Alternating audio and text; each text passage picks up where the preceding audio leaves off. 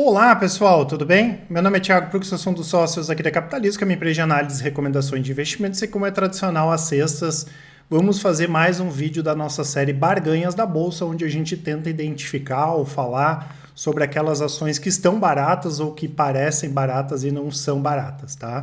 Já deixo claro o convite para quem não é inscrito se inscrever no canal, para quem gostar do vídeo, dar um like e compartilhar, e não esqueçam de deixar aqui nos comentários quais as ações que vocês queiram que nós comentemos nos próximos vídeos, né? Eu lembro que eu peguei aqui uma listagem das ações que foram mais comentadas nas últimas semanas, né, que vocês deixaram aqui nos comentários, e o pessoal da análise trouxe alguns pontos positivos e negativos aqui, bem rápido, que eu quero encaminhar para vocês, e hoje nós vamos usar aqui o indicador, o PL, né, que é um dos indicadores mais utilizados para quantificar se os ativos são caros ou baratos.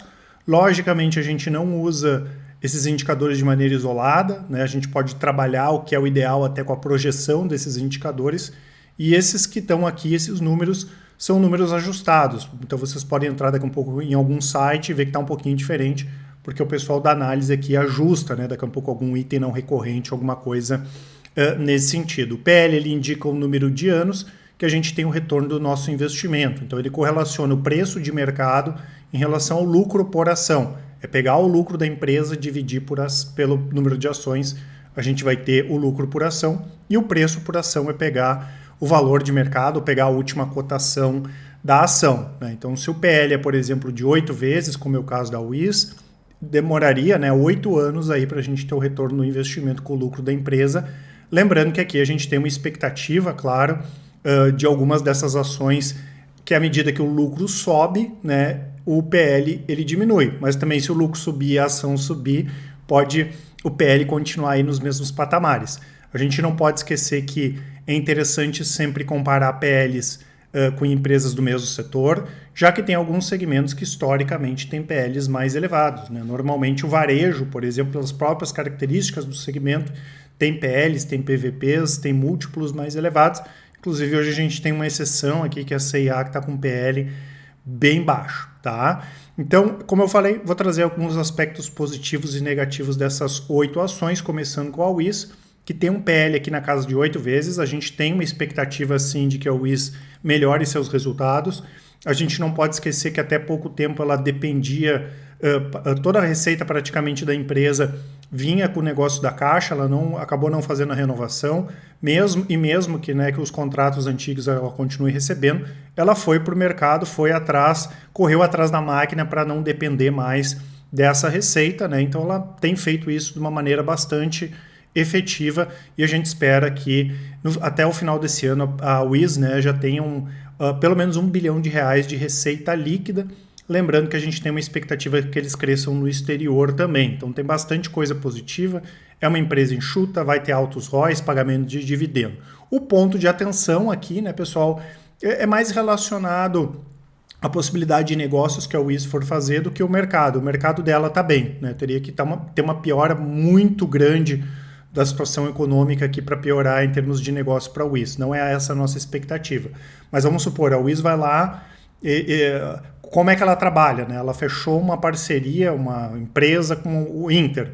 Então ela coloca dinheiro, o Inter coloca dinheiro ou entra com os clientes, e aí a WIS explora esses clientes aqui, eles dividem os ganhos. Basicamente é isso que a WIS faz, né? Eles trabalham muito nesse formato. Então o principal risco seria se eles fizessem muitos negócios que não dessem certo. Esse é o risco que a gente entende que teria para a WIS nos próximos anos, mas os negócios que eles fizeram até agora, todos estão entregando bons resultados, né? Inclusive esse que eles fizeram com o Banco Inter. Nós temos aqui a Tupy, né, pessoal, que foi uma empresa que sofreu nos últimos trimestres com o aumento de custos e inflação, mesmo ela conseguindo repassar preços, e com a falta de insumos, né? Tiveram vários segmentos que, por exemplo, faltou chip, né? Quantas montadoras aí pararam de produzir, isso acabou afetando a Tupy também. Esse é o nosso principal receio, seria o ponto negativo para a Tupy. De ponto positivo tem muita coisa. A Tupy fez 2 aquisições bem interessantes nos últimos anos, que casam bem com o negócio da Tupy. O mercado dela está bem aquecido e ela tem uma participação muito grande da receita fora do Brasil. O dólar elevado do jeito que está é importante também. e também é uma empresa aí que pode pagar bons dividendos, né? A gente já comentou algumas vezes que nos últimos 4, 5 anos a Tupy é uma empresa bem diferente que era nos últimos 10. A gente tinha uma expectativa que ela fosse começar a ter ótimos resultados no final desse ano e eles, inclusive, anteciparam aí a nossa expectativa e anunciaram essa semana o maior lucro trimestral da história da Tupy, né? Então esse PL 7.9 aqui pode cair, né? Caso a ação caia, né, ou permaneça nesse mesmo preço, porque a gente tem uma expectativa de aumento de lucros por parte da Tupy também. Temos aqui a Jalles Machado, né, pessoal, que é um dos melhores players do setor de açúcar e etanol e é o maior exportador de açúcar orgânico do mundo. E essa é a grande vantagem da Jalles Machado, ter essa diferenciação, porque basicamente está um pouco mais de um terço já das receitas da empresa vem de produtos não comoditizados, né? O que deixa a empresa com uma previsibilidade maior da receita e uma volatilidade menor, né? Diferentemente de São Martinho, diferentemente da Raízen, né? Que tem outras coisas, mas quando a gente fala de açúcar e etanol mesmo, né? Uma empresa bem interessante nesse sentido, tem uma gestão muito boa, tem um PL baixo também, e a gente destacaria aqui como negativo a possibilidade de queda das commodities, porque tem uma parte da receita que é ligada, mas o preço de cana, de açúcar tão interessantes, tem commodities que estão com uma perspectiva mais negativa, e também aumento de insumos, né? A gente viu algumas empresas, que principalmente aquelas que têm que importar insumos, né, ou fertilizantes ou alguma coisa assim, sofreram um pouco por causa da alta do dólar, né, e desses próprios insumos no mercado externo. Isso foi aprofundado com a questão da guerra, né, mas no caso aqui da Jalles, como tem essa diferenciação de produtos, acaba sendo bem interessante a outra empresa que está barata.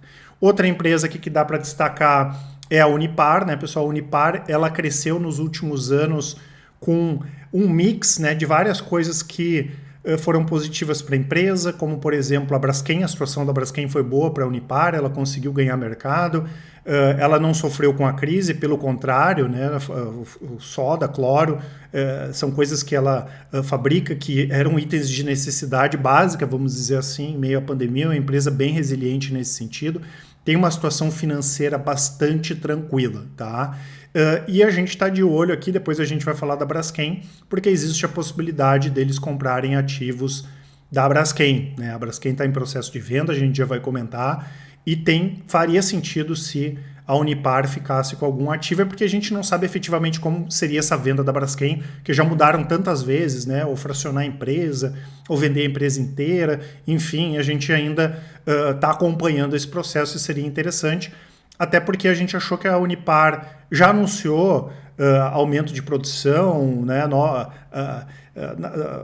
utilizando um crescimento mais orgânico, né, aumentando a produção internamente, mas, né, dada a situação da empresa e o preço da ação que ela poderia usar em algum negócio, faria sentido sim ela fazer uma aquisição maior, e esses ativos, alguns desses ativos que a Braskem tem, casaria demais aqui com a Unipar, né? Então a gente tem uma expectativa bastante positiva nesse sentido, e caso não saia negócio, vai pagar bons dividendos, né? Aqui é quase um ganha-ganha, tá? E de maneira negativa, mesmo que eles tenham compensado, né, a parte de PVC, que sofreu muito agora nos últimos meses, com a queda da construção civil, eles acabaram compensando com exportação, isso acaba sendo negativo, poderia trazer um pouco de pressão no curto prazo, porque em termos de preço, o soda, cloro, a gente não acredita que deva ter uma baixa forte, né? Então a gente entende que o momento para a Unipar aí está bastante positivo.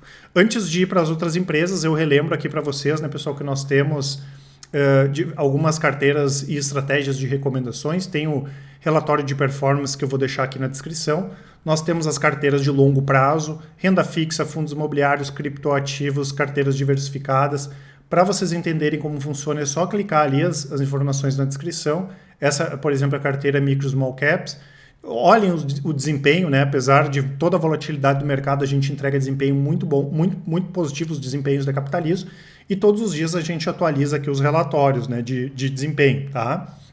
Lembrando que essas carteiras, 10 minutos por mês vocês conseguem manter atualizado. É super tranquilo para o investidor de longo prazo, e tem as estratégias de médio e curto prazos, desde o rastreador, que é 3 a 6 meses, o swing trade, que é de 2 a 10 dias. Aqui com 10 minutos por mês vocês conseguem seguir as nossas recomendações, lembrando que a gente avisa tudo, o momento de compra e o momento de venda. Aqui, por exemplo, tem a explicação do swing trade, tem os resultados, né? Esse ano está com 10%, Ibovespa com 2, 12 meses 32, Ibovespa menos 10, e os desempenhos aqui históricos de todas as nossas estratégias. Eu vou deixar para vocês também esse cupom, né, já relativo ao Dia dos Pais. Eu pedi para o pessoal até antecipar para hoje, que dá 30% ou até 30% de desconto na assinatura do completo, que tem todas aquelas estratégias. Mas, como eu comento sempre, né, pessoal, todas as informações de todas as assinaturas aqui na descrição.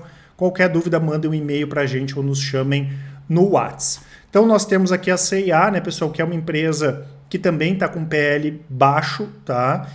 E o que a gente entende que poderia ser positivo para a CIA? A possibilidade de venda da empresa, que poderia trazer, né, uma precificação diferenciada para ela. Isso seria o lado positivo, mesmo a gente sabendo, claro, que tem muita incerteza, até porque, né, já é sabido, mesmo tendo sido negado pelo controlador, eles já saíram de outros países, que eles não têm interesse em manter no longo prazo essa posição aqui no Brasil. E o que isso acaba afetando, pessoal, no dia a dia da empresa? Se a gente olhar o plano de crescimento, as projeções, a da CIA vai acabar sendo a mais tímida, né? Até porque impacta. Imagina a gente ter um controlador lá que não quer ficar com a empresa. Então, no nosso entendimento, não faz muito sentido, e faz sentido o preço estar achatado mesmo em função disso, tá? Então, a gente vê risco para a empresa no longo prazo, do negócio dela ir se deteriorando à medida que o negócio não é vendido, né? E o controlador tem interesse em vender, a não ser que ele mude esse interesse, e a expectativa positiva, mas daí a gente não tem a menor ideia de quanto seria, né, alguma possibilidade aqui de venda das ações. Então a gente, apesar desse PL mais baixo aqui, não acharia tão interessante a CIA. A mesma coisa que Marfrig, está com PL muito baixo também, é uma empresa que cresceu bastante. Claro que boa parte do efeito que fez com que a proteína, principalmente a carne bovina, tenha subido nos últimos anos, que foi a questão da peste suína africana, boa parte desse efeito já se dissipou, né? Tanto que a gente já viu uma baixa do boi, já viu uma baixa de outras carnes também, de outras proteínas, né? Mas é uma empresa que tem uma presença global, é uma empresa que vem crescendo muito, né? Então esse é o lado positivo, a possibilidade de continuidade desse crescimento, mesmo que o produto dela, em termos de preço, hoje não seja o melhor. Aí falando, né, dessa parte que é uma commodity, né? Pelo lado negativo, né, pessoal, é o endividamento da empresa bem elevado. A gente entende que JBS e Minerva aproveitaram melhor aí esses últimos anos do que a Marfrig, e essa posição que eles compraram em Brasil Foods, né? Brasil Foods, no nosso entendimento, é muito complexo, né? Mesmo que o milho venha a cair, por exemplo, a dependência do frango, que é muito difícil de conseguir repassar preços, não é interessante, mesmo que tenha os processados, mesmo que tenha uma participação em carne de porco, o frango para a gente não é interessante pensando no longo prazo, e boa parte da receita de Brasil Foods vem, né, dessa parte, fora centenas de problemas aí que a Brasil Foods teve desde o momento que eles compraram a Sadia. Há quanto tempo faz isso? De lá para cá é só problema, né? Se vocês colocarem no Google ali, vocês vão ver a quantidade de problemas que aconteceu com a Brasil Foods. Então a gente não entendeu muito bem essa posição, inclusive isso acabou prejudicando os resultados da Marfrig, essa posição de ações que eles compraram em Brasil Foods.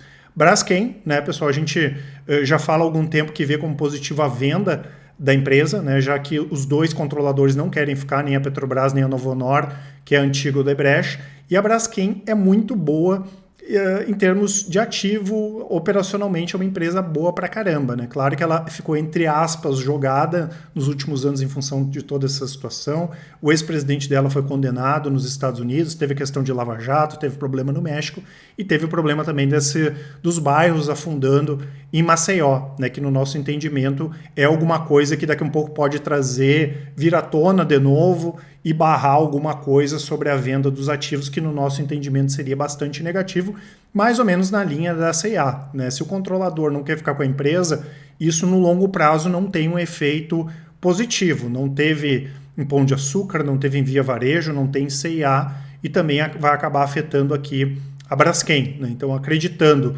na venda da empresa, pode ser bem interessante, sim. É uma empresa que está com níveis de indicadores bem baixos, tá? E temos aqui a Bradespar, né, pessoal, que talvez seja mais interessante aqui do que Braskem, Marfrig e C&A, né? E é engraçado porque mesmo outras que têm PL mais elevado são baratas ou tão baratas quanto outras que têm PL um pouco mais baixo, né? Que são aquelas armadilhas de valor às vezes que a gente fala, né? E no caso da Bradespar, ele é uma holding que tem ações da Vale.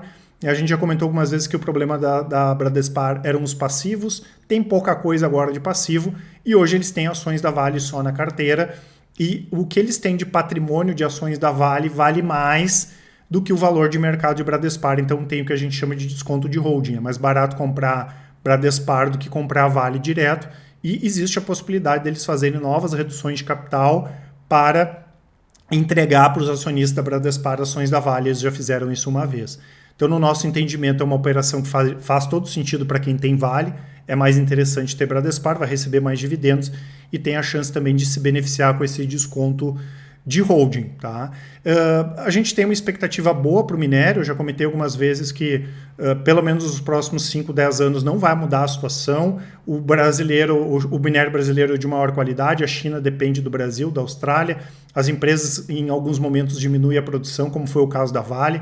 Elas entenderam, né, que basicamente são 3 empresas que mandam no mercado, a Vale, a BHP e a Rio Tinto, e tem alguns investimentos da China que só lá no final da década vão começar a maturar, principalmente na África, e aí pode trazer uma pressão ou deixar com que o minério seja tão interessante quanto é hoje. Mas a médio prazo a gente não enxerga essa expectativa, pelo contrário, a expectativa é do minério voltar a se valorizar. Essa volatilidade aí é normal. A gente só não gosta muito para longo prazo porque entende que tem outros tipos de mineração que são mais interessantes do que o minério de ferro, como por exemplo ferro-cromo, que é para fazer aço inoxidável, que na nossa visão é bem mais interessante, mas para quem gosta de Vale, no nosso entendimento, vale a pena aproveitar todo esse desconto aqui da Bradespar. Tá certo, pessoal? Essas informações que eu queria passar para vocês. Não esqueçam de colocar os ativos aqui nos comentários. E claro, né, aproveitem a nossa promoção. Qualquer dúvida, nos chamem no WhatsApp, nos mandem um e-mail, que qualquer coisa a gente está sempre à disposição. Um grande abraço e ótimos investimentos. Até mais.